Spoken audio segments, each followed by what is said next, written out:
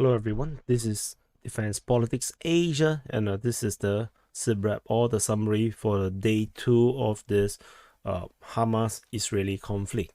So there is a lot of things that happened over the past 24 hours, and the information is actually very complicated when you put everything together.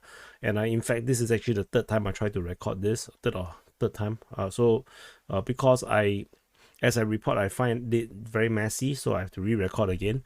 So I decided to do this so that you can understand. So we'll split up the front line into, this is the southern front, eastern front, and this part is the northern front. And then there's also, of course, within Gaza, things that happen within Gaza. So this is the south, east, and north.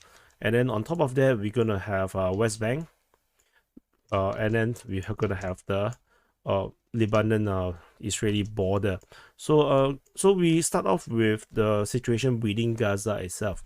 Israel has launched massive airstrikes, and the level of airstrike is actually probably even heavier than what we see in the Ukraine war. And of these airstrikes, of significance is the leader of Hamas, Ayman Yunis, has been reportedly killed, and apparently his body was found, and this information is likely to be correct and accurate. So he was killed in his home. So, and he's not the only Hamas leader that was killed off.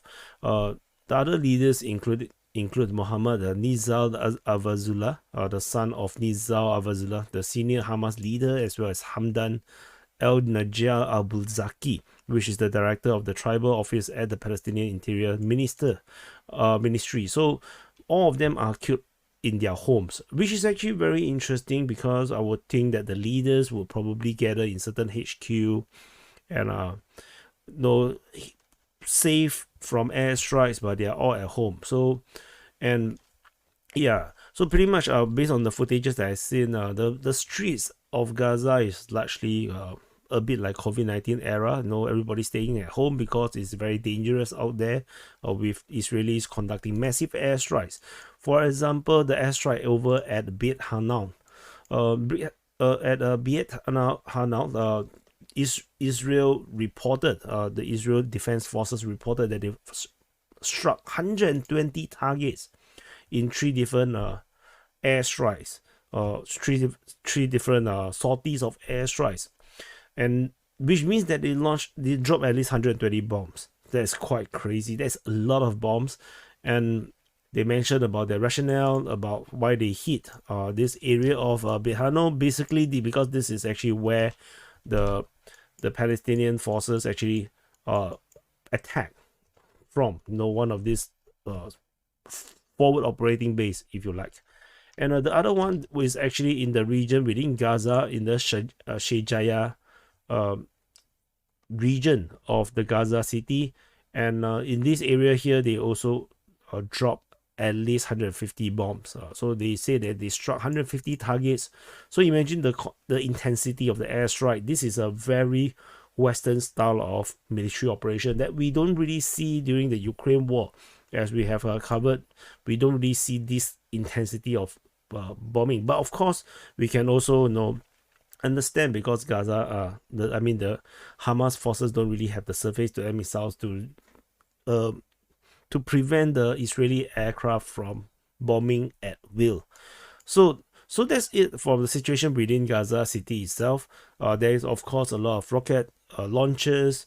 There's a lot of airstrikes, but generally those are not very important, because it doesn't change the strategic picture.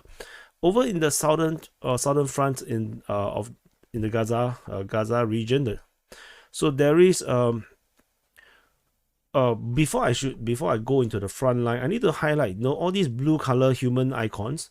This is actually all the different settlements that the Israeli Defense Forces has announced that they will conduct evacuation.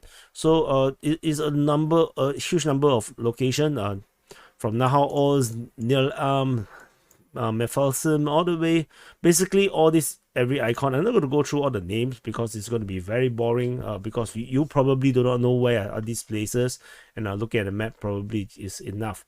And given with all these locations, you can see that it basically goes all around the Gaza Strip, and this actually shows the buffer zone that the Israeli want to set up from the military positions, and so they will have the secure position, which I actually indicate as this. While I put this polygon or this drawing of front line